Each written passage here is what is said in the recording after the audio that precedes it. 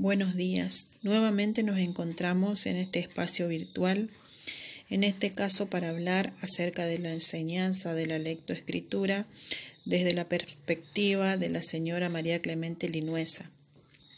Este material ha sido cedido como sugerencia de la profesora Alina y debo decir que aclaró un poco. No solamente aclaró, sino que también vino a ajustar algunos conocimientos acerca de la enseñanza de la lectoescritura desde otra perspectiva, es decir, de la perspectiva actual. ¿Sí? ¿Quién es María Clemente Linuesa? Es licenciada en Ciencias de la Educación, trabaja en el área de didáctica de la lengua escrita y sus libros siempre giran en torno a la enseñanza de la lectura y de la escritura. ¿Sí? Voy a proceder a correr la diapositiva y me voy a desarrollar en primer lugar ¿qué sugiere el Ministerio de Educación de la Nación como proyecto alfabetizador?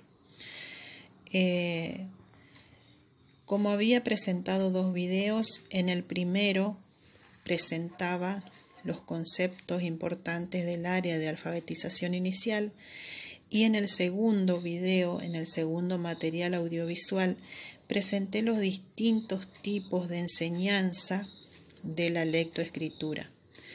Pero como bien dice el título del segundo video, realicé una crítica de cada uno de los modelos. ¿Qué significa? Que los presentaba y a la vez presentaba sus debilidades, es decir, sus dificultades, y no me decidía por un modelo base o un modelo madre a seguir. ¿No es cierto? Entonces, a raíz de este material, he logrado despejar todas mis dudas y descubrí, gracias a la sugerencia de la docente de cátedra, la señora Lina, descubrí que hoy en día alfabetizar va por otro camino, ¿sí? Adaptándonos a las circunstancias.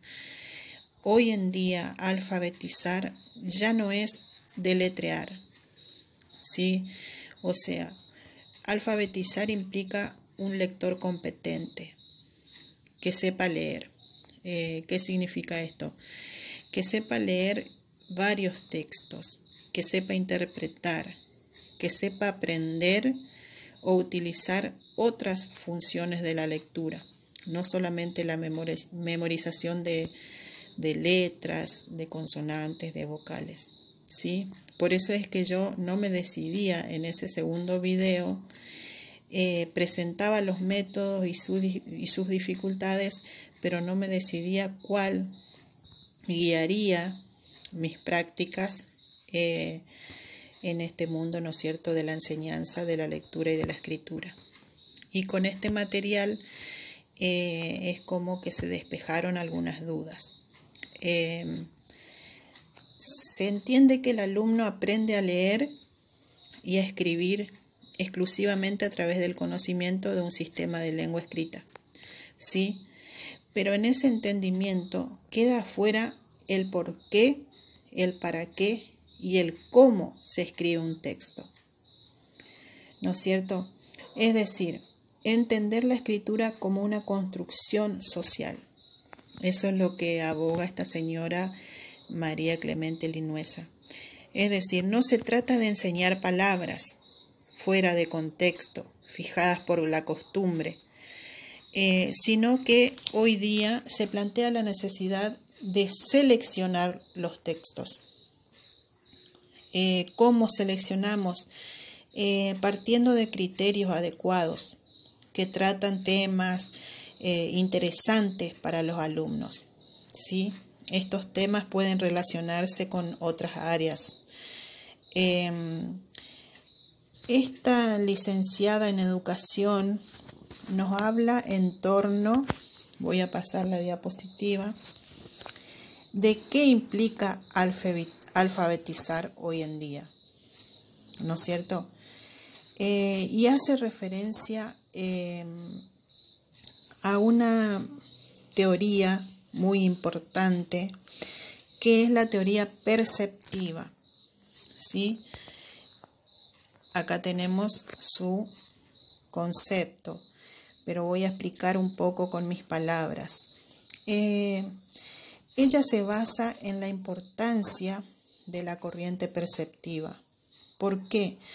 Porque esta teoría se considera muy favorable para el aprendizaje temprano. O sea, lo que sucede es que el docente comienza a exponer los temas, explica temas, sin tener en cuenta si el alumno lo comprende o no lo comprende. Entonces, es necesario, desde el nivel inicial, que los alumnos, se necesita que los alumnos ejerciten la práctica de la escucha. Es decir, no solamente explicarles, llenarles de contenido, sino que diferenciar entre lo que es oír y lo que es escuchar. ¿Por qué?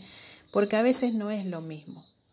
Como afirma Linuesa, ella insiste que no hay que enseñar a leer ni con un método ni con el otro, como habíamos presentado en el segundo video, hasta que los niños no adquieran un nivel de madurez para la enseñanza de la lectura o de la escritura. Entonces, para ella, ¿qué significa estar maduro? A ver si podemos pasar a la otra diapositiva. Ahí está. Para ella la madurez tiene que ver en cuenta con la discriminación auditiva. Es decir, si el niño no está escuchando bien o si el niño no está prestando atención, no es posible que se dé un buen proceso de enseñanza y aprendizaje, ¿no es cierto? Entonces, también tiene que ver con la discriminación visual. Por ejemplo, si le presentamos los cartelitos, como indicaban los métodos, el método global, por ejemplo, puede que algunos niños logren ver la imagen y puede que no lo hagan. Entonces, nosotros debemos, como docentes, estar atentos y tener en cuenta que la discriminación auditiva y visual no es la misma de un niño a otro, ¿no es cierto? También habla de la importancia de la secuenciación de los contenidos. No todos los niños aprenden de una misma manera, ¿no es cierto? Entonces, el modelo de secuencia que ella pretende demostrar que se puede sugerir como el más indicado, tal como el modelo que me ha facilitado la señora Lina, tiene que ver con, en un primer momento, contextualizar un texto, es decir, presentar un texto y contextualizarlo, es decir, poner el foco de atención sobre ese texto, sobre la cultura, sobre dónde ha sido, de dónde proviene ese texto. Luego, explorar los diferentes materiales, es decir, los diferentes libros de lectura, el compilado de textos que encontramos, por ejemplo, en biblioteca, y de esa manera acercar a los alumnos a la exploración de la forma escrita. Por ejemplo, en la secuencia observada, giraban las actividades en torno a un poema, ¿sí?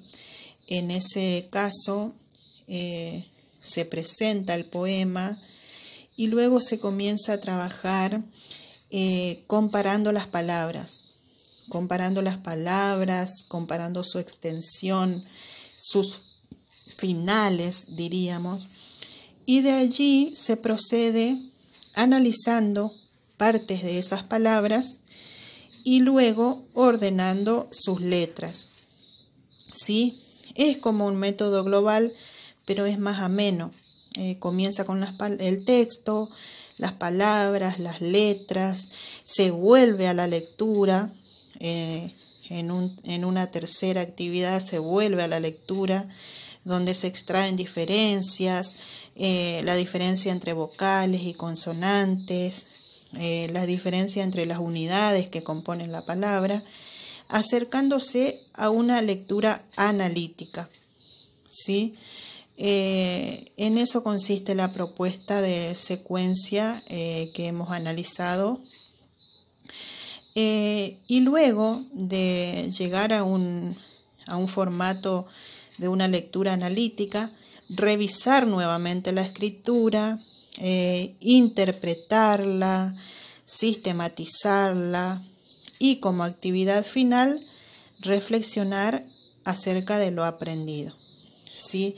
Entonces de esta manera se trabaja no solo sobre un método, sino, como afirma la señora María Clemente Linuesa, trabajar sobre la comprensión.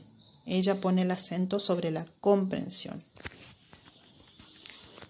Y bueno, como reflexión final o como conclusión, puedo establecer que el contenido a enseñar y la comunicación en el aula deben ser inseparables, deben considerarse de manera conjunta.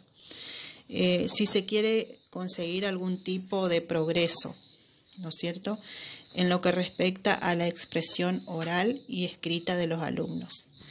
Y como reflexión final acerca de la señora de lo que presenta la señora María Clemente Linuesa, he extraído una frase final que dice: aprender la lengua escrita es un instrumento cultural importantísimo. Entonces, con eso pretendo redondear este video y basar o poner el acento en la importancia de la lengua como un instrumento cultural. Aguardo nuevas sugerencias y le deseo una muy buena jornada.